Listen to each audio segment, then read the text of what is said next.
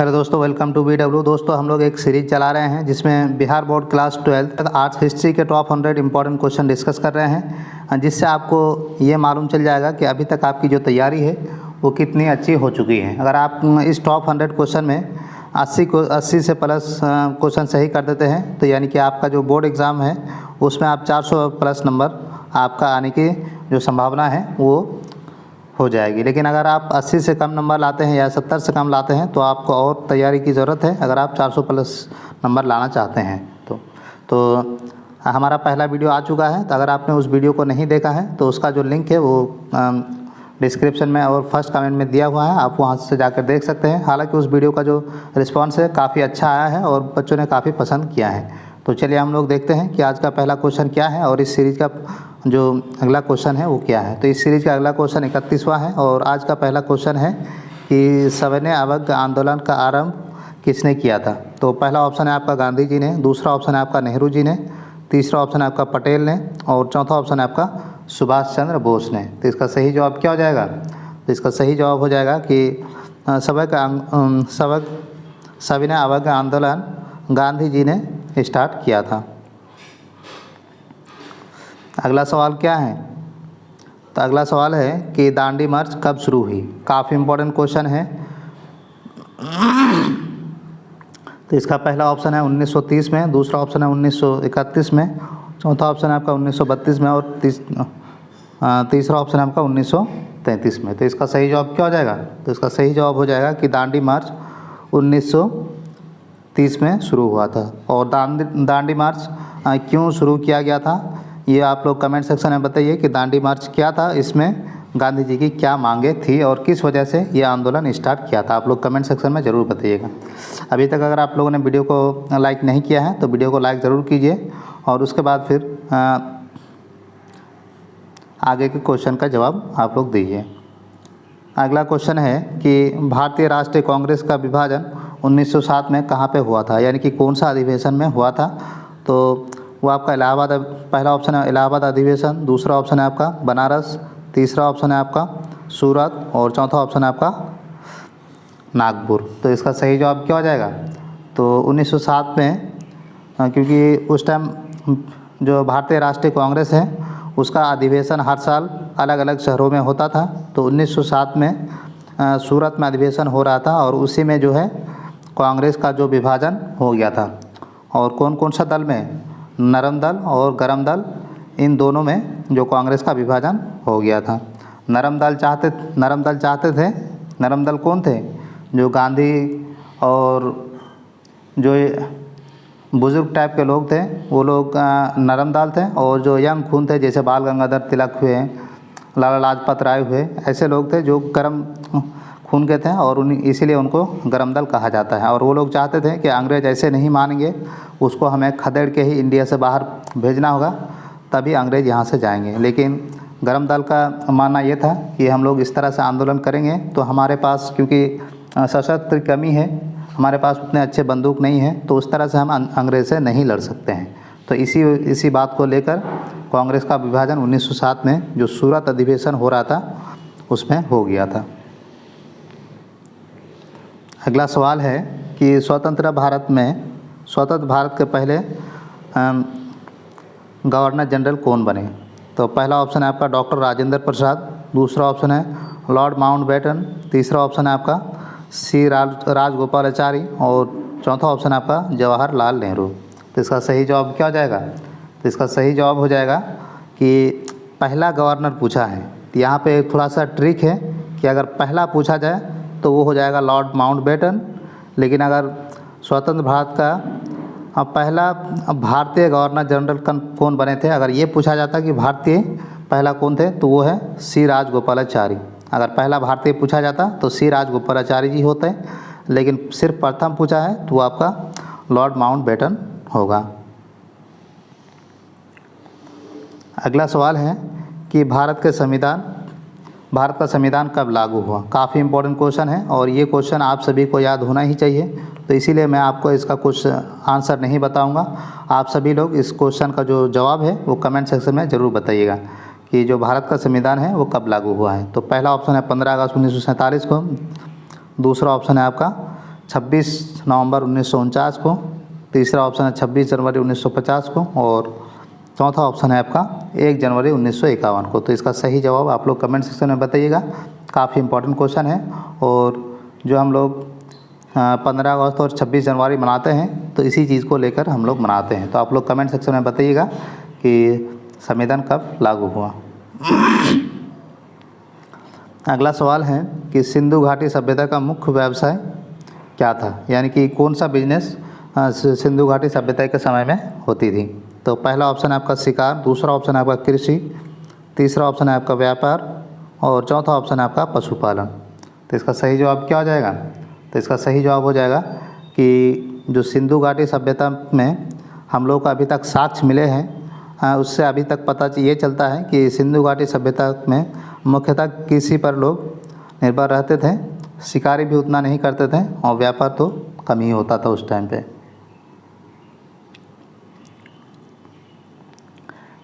अगला क्वेश्चन है कि जैन धर्म के 24वें तीर्थंकर कौन हैं।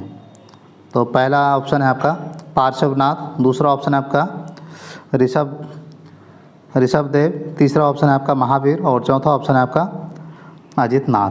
तो इसका सही जवाब क्या हो जाएगा? तो इसका सही जवाब हो जाएगा आपका महावीर। अगला सवाल है गुप्त वंश का स्वर्ण युग किसे कहा जाता है। अगला सवाल है गुप्त वंश का स्वर्ण युग किसे कहा जाता है। तो पहला ऑप्शन है आपका चंद्रगुप्त मौर्य, दूसरा ऑप्शन है आपका समुद्रगुप्त, तीसरा ऑप्शन है आपका चंद्रगुप्त द्वितीय और चौथा ऑप्शन है आपका कुमारगुप्त। तो यानी कि किसके दौर को गुप्ता वंश का स्वर्ण युग कहा जाता है। तो इसका सही जवाब क्या हो जाएगा? इसका सही जवाब हो जाएगा आपका चंद्रगुप्त द्वितीय। ऑप्शन नंबर सी इसका सही जवाब हो जाएगा। अगला सवाल है कि ह्वेंसंग भारत किस शासक के शासनकाल में आया था। जो ह्वेंसंग था ये कहाँ का था? ये चीन का था। तो ये लोग क्या थे? उस टाइम के लेखक थे। तो ये भारत जो आया था तो किसके शासनकाल में आया था। तो पहला ऑप्शन है आपका समुद्रगुप्त, दूसरा ऑप्शन है हर्षवर्धन, तीसरा ऑप्शन है आपका बिंदुसार और चौथा ऑप्शन है आपका चंद्रगुप्त मौर्य। तो इसका सही जवाब क्या हो जाएगा? तो इसका सही जवाब हो जाएगा कि वो हर्षवर्धन के समय पे इंडिया आया था। अगला सवाल है अजंता की गुफाएं किस धर्म से संबंधित हैं। अजंता की गुफाएं कहाँ पे हैं? महाराष्ट्र में है या फिर नहीं, ये शायद मध्य प्रदेश में है। तो इसका सही जवाब क्या हो जाएगा कि अजंता की जो गुफाएं हैं वो किस धर्म की गुफाएं हैं? बौद्ध धर्म, जैन धर्म, हिंदू धर्म या फिर आपका इस्लाम धर्म।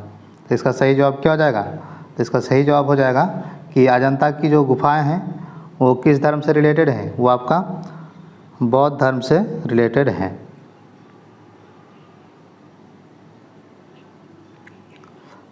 अगला सवाल है दिल्ली सल्तनत का अंतिम शासक कौन था। तो पहला ऑप्शन है आपका इब्राहिम लोदी, दूसरा ऑप्शन है आपका सिकंदर लोदी, तीसरा ऑप्शन है आपका बलबन और चौथा ऑप्शन है आपका इल्तुतमिश। तो इसका सही जवाब क्या हो जाएगा? तो इसका सही जवाब हो जाएगा कि वह है आपका इब्राहिम लोदी। बाबर किससे लड़ा था? बाबर इब्राहिम लोदी को ही हराकर दिल्ली सल्तनत में कब्जा किया था और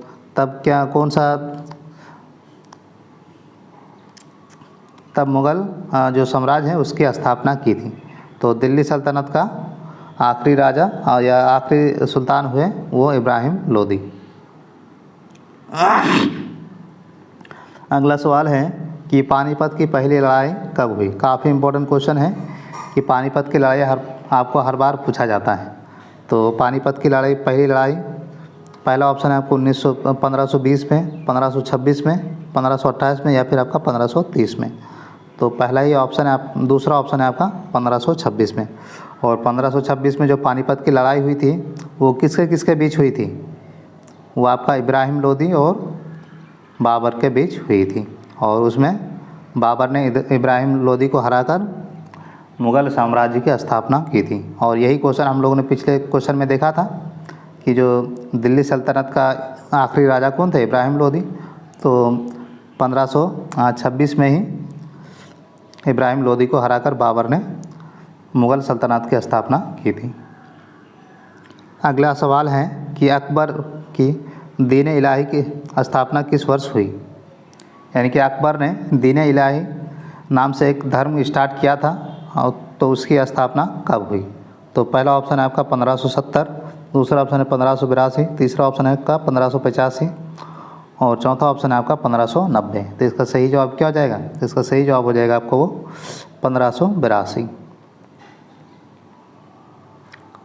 अगला सवाल है कि शाहजहाँ का मकबरा कहाँ स्थित है? तो पहला ऑप्शन है आपका आगरा, दूसरा ऑप्शन है आपका दिल्ली, तीसरा ऑप्शन है आपका लाहौर और चौथा ऑप्शन है आपका औरंगाबाद। काफ़ी इम्पोर्टेंट और आसान क्वेश्चन है, तो इस क्वेश्चन का हम एक्सपेक्ट करते हैं कि इसका जवाब आप लोगों को मालूम होगा। तो इसका जवाब आप लोग कमेंट सेक्शन में ज़रूर दीजिएगा। अगर अभी तक आप लोगों ने वीडियो को लाइक नहीं किया है तो वीडियो को लाइक और इस चैनल को सब्सक्राइब जरूर से कीजिए और इस वीडियो को अपने दोस्तों तक शेयर ज़रूर करें, यानी कि आपके जो भी व्हाट्सएप ग्रुप हैं उसमें इस वीडियो को शेयर ज़रूर करें। अगला सवाल है कि बीजापुर का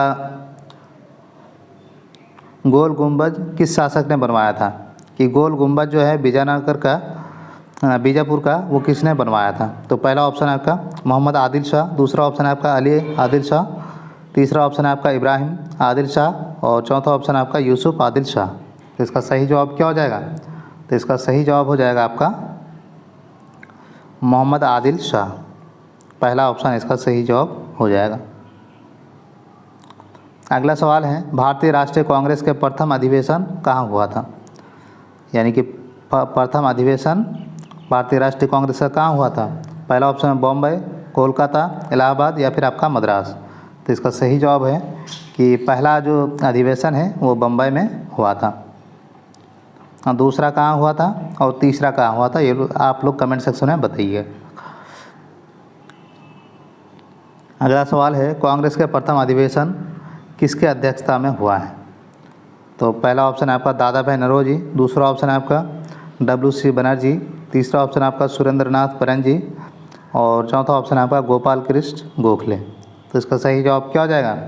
इसका सही जवाब हो जाएगा कि option number B WC Banerjee. अगला सवाल है कि बंग भंग यानी कि पार्टीशन ऑफ बंगाल को किसने रद्द किया था? तो पहला ऑप्शन है आपका लॉर्ड कर्जन, दूसरा ऑप्शन है आपका लॉर्ड हार्डिंग, तीसरा ऑप्शन है लॉर्ड रिपन और चौथा ऑप्शन है आपका लॉर्ड डलहौजी। तो इसका सही जवाब क्या हो जाएगा? इसका सही जवाब हो जाएगा कि लॉर्ड हार्डिंग। और किसने बंगाल विभाजन किया था? तो बंगाल विभाजन किया था लॉर्ड कर्जन ने। कब किया था? 1905 में। ये क्वेश्चन हम लोग पहले जो पहला वीडियो है उसमें देखा था कि बंगाल का विभाजन कब हुआ था। अगला सवाल है कि होम रूल आंदोलन की शुरुआत किसने की? तो पहला ऑप्शन है आपका गांधी जी ने, दूसरा ऑप्शन है एनी बेसेंट ने और चौथा ऑप्शन है आपका सुभाष चंद्र बोस ने, तीसरा ऑप्शन है आपका दादा भाई नौरोजी ने। तो इसका सही जवाब क्या हो जाएगा? तो इसका सही जवाब हो जाएगा कि होम रूल आंदोलन की जो शुरुआत है वो आपका एनी बेसेंट ने की थी। अगला सवाल है कि पूर्ण स्वराज का प्रस्ताव कब पारित किया गया? तो पहला ऑप्शन है 1927 में, दूसरा ऑप्शन है 1928 में, तीसरा ऑप्शन है आपका 1929 में और चौथा ऑप्शन है आपका 1930 में। तो इसका सही जवाब क्या हो जाएगा? तो इसका सही जवाब हो जाएगा 1929 में। और कहाँ पे पारित हुआ था? लाहौर अधिवेशन में। 1929 के लाहौर अधिवेशन में ये प्रस्ताव पारित हुआ था कि अब हमें ऑटोनॉमी नहीं चाहिए, हमें पूर्ण राज्य का दर्जा चाहिए। ये कांग्रेस ने ये प्रस्ताव को मंजूरी दी थी। अगला सवाल है कि साइमन कमीशन भारत कब आया था? तो पहला ऑप्शन है 1925 में, दूसरा ऑप्शन है 1927 में, तीसरा ऑप्शन है 1928 और चौथा ऑप्शन है आपका 1930 में। तो इसका सही जवाब क्या हो जाएगा? कि साइमन कमीशन जो है भारत कब आया था? 1928 में। अगला सवाल है भारतीय राष्ट्रीय कांग्रेस का लाहौर अधिवेशन कब हुआ? तो अभी अभी मैंने बताया कि जो भारतीय राष्ट्रीय कांग्रेस का लाहौर अधिवेशन था उसी में पूर्ण राज्य का दर्जे का प्रस्ताव को मंजूरी मिली थी। तो 1919 में कहाँ हुई थी? लाहौर में। लाहौर में कब हुई थी? 1929 में। अगला सवाल है कि भारत छोड़ो आंदोलन का नारा किसने दिया था?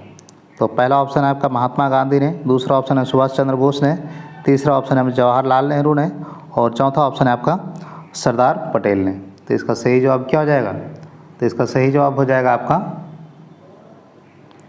सुभाष चंद्र बोस ने। नहीं, ये भारत छोड़ो आंदोलन का जो नारा है वो महात्मा गांधी जी ने दिया था। अगला सवाल है कि स्वतंत्र संग्राम में दिल्ली चलो का नारा किसने दिया था? तो पहला ऑप्शन है सुभाष चंद्र बोस, दूसरा ऑप्शन है गांधी जी, तीसरा ऑप्शन है नेहरू और चौथा ऑप्शन है आपका भगत सिंह। तो इसका सही जवाब क्या हो जाएगा? तो इसका सही जवाब हो जाएगा आपका सुभाष चंद्र बोस जी ने दिल्ली चलो का नारा दिया था। अगला सवाल है भारतीय स्वतंत्रता अधिनियम कब पारित हुआ? तो पहला ऑप्शन है 1945 में, दूसरा ऑप्शन है 1946 में, तीसरा ऑप्शन है आपका 1947 और चौथा ऑप्शन है आपका 1948 में। तो इसका सही जवाब क्या हो जाएगा? तो इसका सही जवाब हो जाएगा 1947 में। अगला सवाल है आर्य समाज की स्थापना किसने की? तो पहला ऑप्शन है आपका राजा राम मोहन राय, दूसरा ऑप्शन है स्वामी दयानंद सरस्वती, तीसरा ऑप्शन है आपका ईश्वर चंद्र विद्यासागर और चौथा ऑप्शन है आपका विवेकानंद। ये चारों ही जो राइटर हैं काफ़ी इम्पोर्टेंट है और इन चारों के बारे में आपको पता होना चाहिए कि इन चारों में से किसी का एक का क्वेश्चन आपके एग्ज़ाम में ज़रूर देखने को मिलेगा, जो आपका लॉन्ग क्वेश्चन होता है उसमें। तो इसका आप लोग रिवीजन ज़रूर कर लीजिएगा। अगर आप लोग चाहते हैं कि इन चारों का एक लॉन्ग वीडियो मैं लेके आऊँ तो आप लोग कमेंट सेक्शन में बताइएगा। इसका एक लॉन्ग वीडियो हम लेके आएंगे कि इन चारों का जो, तो इसका सही जवाब क्या हो जाएगा? तो इसका सही जवाब हो जाएगा आपका स्वामी दयानंद सरस्वती। अगला सवाल है कि जातक कथाएं किस धर्म से संबंधित हैं? तो पहला ऑप्शन है क्या बौद्ध धर्म, दूसरा ऑप्शन है जैन धर्म, तीसरा ऑप्शन है हिंदू और चौथा ऑप्शन है आपका इस्लाम। तो इसका सही जवाब क्या हो जाएगा? तो इसका सही जवाब हो जाएगा कि जातक कथाएं बौद्ध धर्म से रिलेटेड हैं। अगला सवाल है नालंदा विश्वविद्यालय का विनाश किसने किया?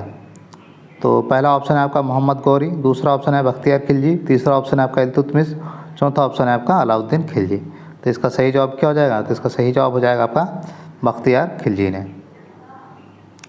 अगला सवाल है कि अर्थशास्त्र ग्रंथ किसने लिखा? हु रोट द अर्थशास्त्र? तो पहला ऑप्शन है आपका कालिदास, दूसरा ऑप्शन है आपका कौटिल्य, तीसरा ऑप्शन है आपका बनभट्ट और चौथा ऑप्शन है आपका पाणिनि। तो इसका सही जवाब क्या हो जाएगा? तो इसका सही जवाब हो जाएगा कि अर्थशास्त्र किसने लिखा है? वो कौटिल्य ने लिखा था, जिसे चाणक्य भी कहा जाता है। अगला सवाल है और सवाल नंबर 60 है कि चोल वंश की राजधानी क्या थी? तो पहला ऑप्शन है आपका तंजौर, दूसरा ऑप्शन है आपका कांची, तीसरा ऑप्शन है आपका मदुरई और चौथा ऑप्शन है आपका उड़ीसा। तो इसका सही जवाब क्या हो जाएगा? तो इसका सही जवाब हो जाएगा आपका कि चोल वंश की जो राजधानी थी वो आपका तंजौर थी। अगला सवाल है कि पानीपत की दूसरी लड़ाई कब हुई थी? पहली लड़ाई के बारे में हम लोग जिक्र कर चुके हैं कि पहली लड़ाई कब हुई थी और किसके किसके बीच में हुई थी। कमेंट सेक्शन में आप लोग बताइएगा। पानीपत की दूसरी लड़ाई कब हुई थी ये आपको बताना है। तो पहला ऑप्शन है आपका 1550 में, दूसरा ऑप्शन है 1555 में, तीसरा ऑप्शन है 1556 में और चौथा ऑप्शन है आपका 1565 में। तो इसका सही जवाब क्या हो जाएगा? तो इसका सही जवाब हो जाएगा 1556 में।